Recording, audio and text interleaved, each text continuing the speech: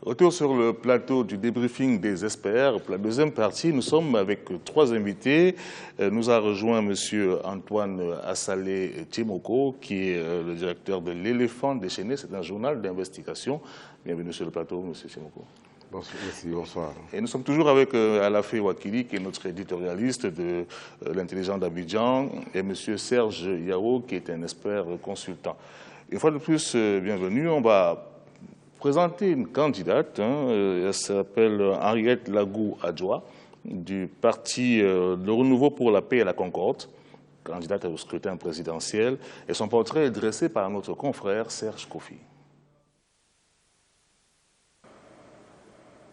Je suis candidate pour écarter nos hommes politiques qui ont créé la misère en Côte d'Ivoire. Ce sont les mots d'Henriette Lagou-Adjoa en août dernier lorsqu'elle déposait sa candidature au siège de la commission électorale indépendante. Elle est connue du monde politique ivoirien pour avoir été ministre de la famille, de la femme et de l'enfant de l'ancien président Laurent Gbagbo. Entrée en politique très tôt, Henriette Lagou s'est forgé une expérience. Selon elle, le quinquennat qui s'achève est un échec cuisant pour le président sortant qui n'a pas tenu ses promesses au niveau social. J'insiste qu'il faut une femme à la tête de ce pays.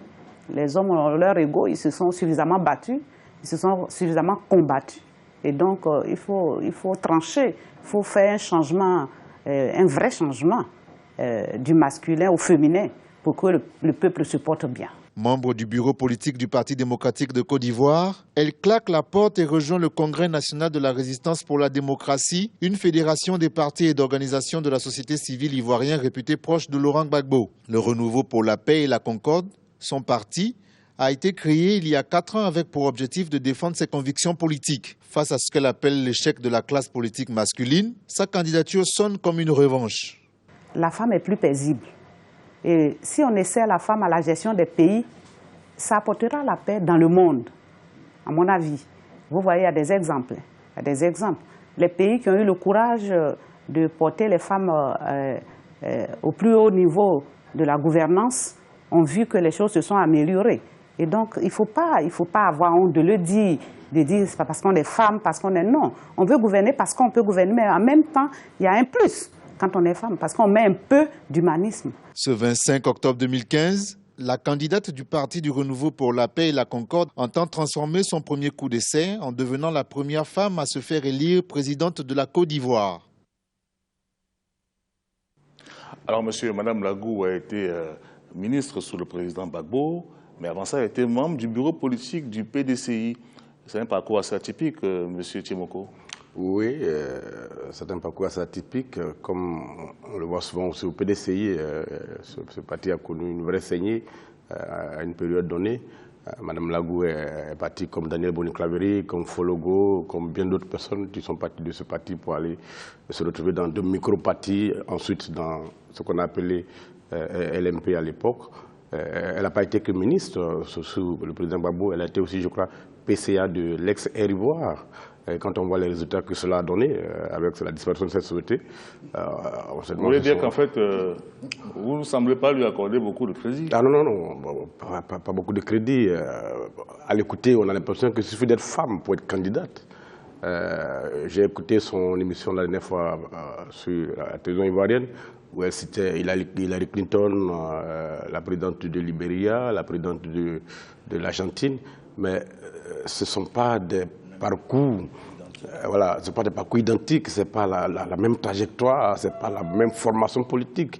C'est des gens qui ont un parcours exceptionnel. Quand tu parles de Hillary Clinton, on sait ce qu'elle est, on sait ce qu'elle est aux États-Unis, donc on ne peut pas faire de comparaison à ce niveau-là. Donc moi, je n'accorde pas...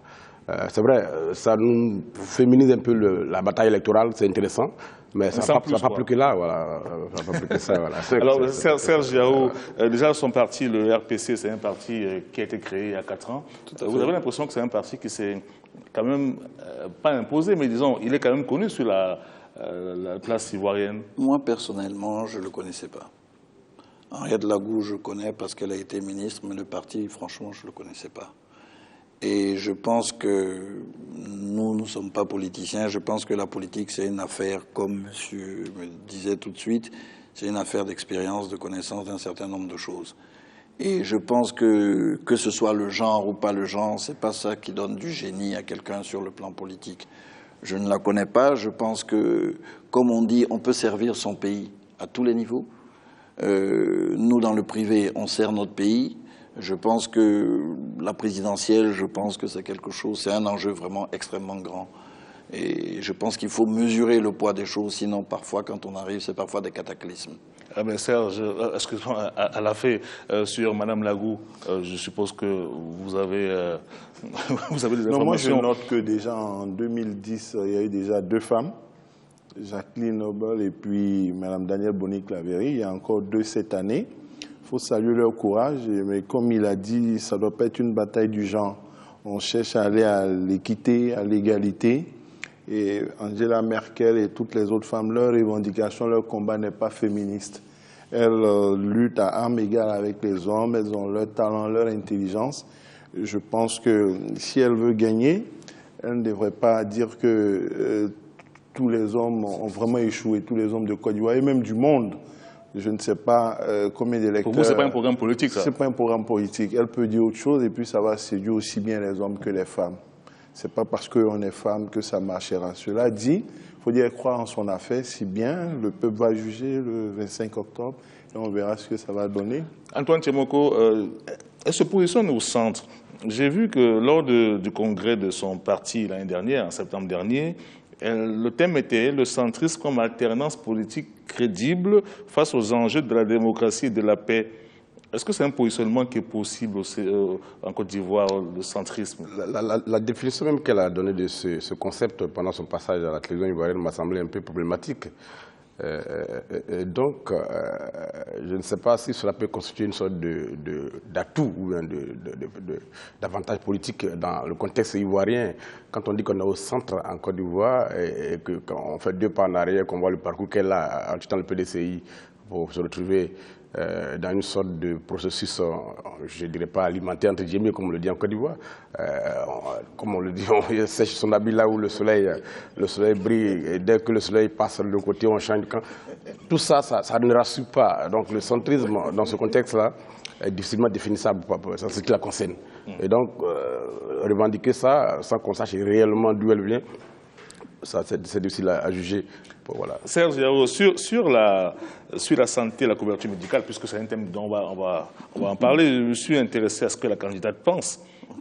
Dans son projet de campagne, elle dit « Nous devons encourager et équiper la pratique de la médecine traditionnelle parce que dans certains domaines, elle s'est avérée être un partenaire efficace dans la guérison de certaines maladies. Et nous pensons même ouvrir des instituts de formation à la pratique de la médecine traditionnelle. » Vous pensez quand même que c'est une idée qui peut être porteuse? Je pense qu'il faut qu'on reste sur les fondamentaux. Aujourd'hui, la santé est une problématique très importante, très forte. Je vous donne un exemple. Je prends toujours nous qui sommes autour de la table.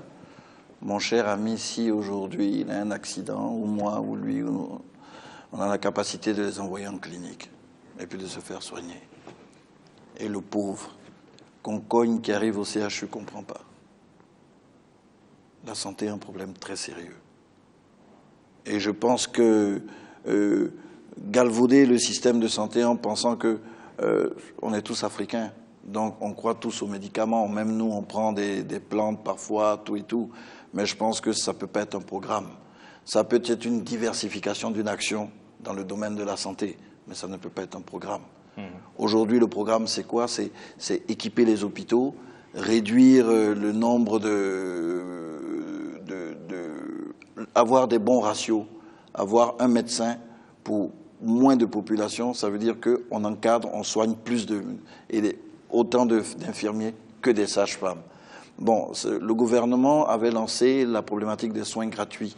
Ça leur avait coûté de 2011, avril 2011 à février 2012, je pense, ça leur avait coûté 32 milliards.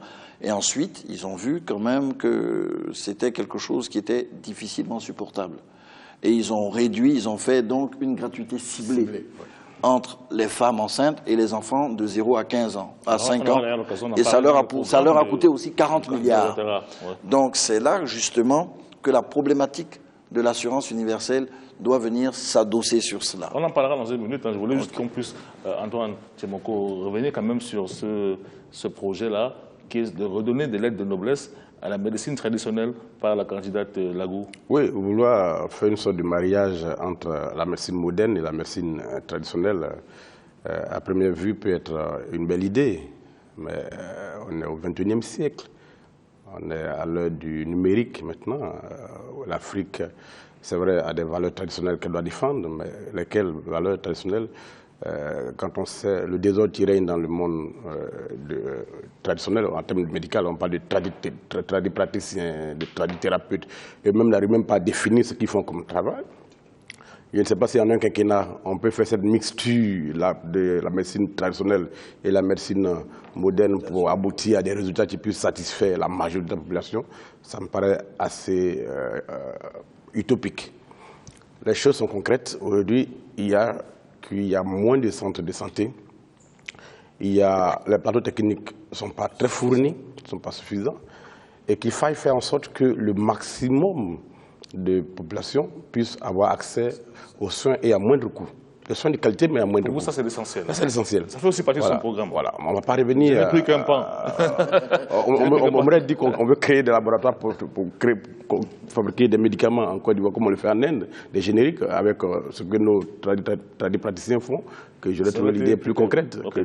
À la fin, sur cette question-là, si vous voulez revenir là-dessus, mais surtout, l'autre projet important pour elle, c'est de garantir la sécurité, l'intégrité des biens et des personnes en désarmant, elle dit bien, réellement les ex-combattants. Est-ce que ça veut dire que vous aussi, vous estimez que la reconversion des anciens combattants, leur réinsertion, comme on dit, le désarmement, n'a pas été fait de manière optimum? On nous a annoncé des chiffres et des bons taux, mais il est évident que ce n'est pas à 100%. Il faut poursuivre, il faut renforcer cela. Mais je note que le centrisme dont elle se prévaut n'est pas équitablement appliqué dans la relation homme et femme. Maintenant, la mixture dont il parlait entre médecine traditionnelle et moderne, ça pourrait faire l'objet d'une politique centriste, rester à équidistance. Mais quand il s'agit d'hommes et de femmes, ce n'est pas le cas. Maintenant, comment elle va appliquer ça à la question du désarmement des aides combattants? Une politique centriste, on la verra à l'œuvre si jamais elle bénéficie du suffrage des populations. Pour revenir au sujet, il faut dire que le désarmement des ex-combattants, des chiffres nous ont été donnés, des programmes ont été donnés. Si on s'en tient aux données officielles, tout s'est bien déroulé. Et une structure de reconversion pour poursuivre l'œuvre de l'autorité des désarmement et de réinsertion a été mise en place. Donc on observe, mais il est évident qu'il y a quelques postes de résistance. Chez un candidat il y a quelques jours, il nous a dit mais nous, je ne peux pas aller dans le nord parce que ce n'est pas encore vraiment sécurisé. Il y a des ex-combattants qui sont devenus coupeurs de route. C'est le cas, Serge Yao? Moi, je pense que les coupeurs de route, je pense de toute façon, en prenant maintenant l'autoroute pour aller à Yamoussoukro déjà, on a de moins en moins de coupeurs de route. Et si on va plus loin? Si on va plus loin, je n'ai pas fait l'expérience, mais je pense que le pays quand même, le ministre de l'Intérieur a quand même fait beaucoup de travail, il faut le lui reconnaître. Il n'a peut-être pas tout fait, mais il a quand même fait un certain nombre de travaux. Je pense, je vous donne un exemple. À Abidjan, le taux, par exemple, de braquage, je pense que c'est sans commune mesure. Le fameux indice de New York, c'est sans commune mesure. C'est sans commune mesure. Abidjan est aussi sûr que Genève, c'est ça? Oh, je dirais pas. Bakayoko, hein? C'est ça? Les autres disent que c'est de la propagande. Mais le chiffre est répété ce qu'il faut dire au niveau de la sécurité, je pense que, comme on dit, tout a été fait, mais nous, pas qu'on circule la nuit, on discute un peu avec les policiers, on discute avec les militaires, on discute avec les gens. Et la problématique que les policiers posent, c'est une problématique de... On nous dit de ne pas prendre d'argent, mais messieurs, on a des problèmes, on ne sait pas où habiter. On nous chasse tous les jours. Ils sont à peu près 15 000 policiers. Je sais que c'est une problématique qu'il va falloir essayer de vraiment résoudre. Ils ont leur salaire. Ils ont leur salaire. Je pense qu'un gars qui sort de l'école de police à 139 000, un officier à 249 000, donc à peu près pour le bail c'est 70 000 francs quand ils veulent être logés décemment. Donc ça, quand on fait un calcul, on arrive à 12 milliards. Le salaire des forces de sécurité de défense? Non, ce que je veux dire, c'est que on a beaucoup fait. l'État n'a pas des moyens illimités. Et donc je pense que les enjeux justement au niveau de sécuritaire sur nous, les biens et personnes, je pense que ça s'est vraiment amélioré. Vraiment amélioré. Tchemoko, sur le désarmement, hein, c'est vrai que la candidate de Lagou estime qu'il va falloir passer un désarmement réel, une réinsertion. Est-ce que vous avez aussi l'impression que ça n'a pas été complètement réglé? Sur la question, je pense que beaucoup de choses ont été faites. Quand on voit ce qu'on a vécu en 2010-2011, avec le nombre de personnes qui circulaient dans Abidjan seulement avec des armes, on en a parlé de près de 80 000 personnes qui circulaient à Abidjan avec des armes et qui n'appartenaient pas aux forces officielles. Aujourd'hui, beaucoup d'efforts ont été faits, ces personnes ont disparu, beaucoup ont été réinsérées dans un certain nombre de secteurs d'activité. Mais la réalité est là. Certains aussi n'ont pas pu bénéficier de la réinsertion. Et beaucoup aussi se sont reconvertis dans des métiers, hélas, honteux, comme les coupeurs de route. Alors, le candidat qui a évoqué la question n'a pas forcément tort, mais il faut expérimenter. Nous, en tant que contribuables, on nous coupe déjà de l'argent pour la sécurité. Ils ont chaque candidat a 15 policiers, militaires, gendarmes autour de lui. Je pense qu'il peut aller au moins au nord pour aller faire campagne. Et puis bon, s'il y a un problème, à partir de ce moment-là, on peut juger, mais il ne peut pas rester à Abidjan pour dire... Voilà, au problème de sécurité. On ne peut pas dire, rester à Abidjan et dire, je ne peux pas aller au nord parce qu'il y a l'insécurité. Il faut aller expérimenter, et puis bon, après on jugera. On est allé dans les forêts, on est allé au nord, je pense qu'il y a une fluidité, on n'a pas de problème. On vous dirait que vous n'êtes pas candidat, peut-être qu'ils ont peur de quelque chose. 15 personnes. Voilà, quand même 15 personnes armées. Alors, dernière question rapidement sur le... Voilà. Vous pensez quand même que Mme Lagou a quelque chance de faire des petites percées, même au niveau du genre, au niveau des dames, vous pensez qu'elle peut quand même... Moi, je suis un peu d'accord avec... je pense que, en fait, il faut avoir des débats objectifs. Ni des débats ethniques, ni des débats sexistes, ni des débats religieux. Je pense qu'aujourd'hui, on a besoin de gens qui vont nous proposer des choses concrètes. Et je pense qu'avec son parcours, elle a été ministre de la Femme, de la Famille. Je pense qu'elle elle devrait poser les problèmes de la famille. Parce que ça, ce sont les vrais problèmes. Antoine?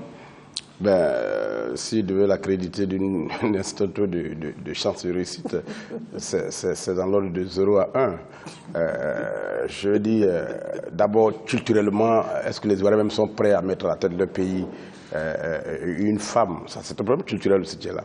Au-delà de ça, maintenant, la compétence de la candidate par rapport au programme qu'elle propose, quand on voit le travail qui a été fait sur le terrain par le régime qui est là, et qui cherche à se succéder à lui-même et qui déploie les moyens pour ça. Tout à l'heure, je faisais mon éditorial pour demain, je disais qu'on voit un candidat qui gambade à travers le pays, et puis derrière, on a d'autres candidats qui apparaissent par à coup, voilà, sporadiquement, et puis bon, tout donc, ça... Selon vous, en fait, c'est un coup KO. Voilà, tout ça va aller à démotiver les électeurs. Vous savez, moi, je pense que le tour à l'intérieur aujourd'hui, je n'ai pas vu de panneaux, de campagne, de pancartes d'autres candidats, à part celui dont Assaï Tchemoko parle. Je ne sais pas si c'est le même, mais ce que je veux noter, c'est que, vous savez, il est interdit tout discours, toute campagne, toute discrimination basée sur le sexe, la religion ou autre.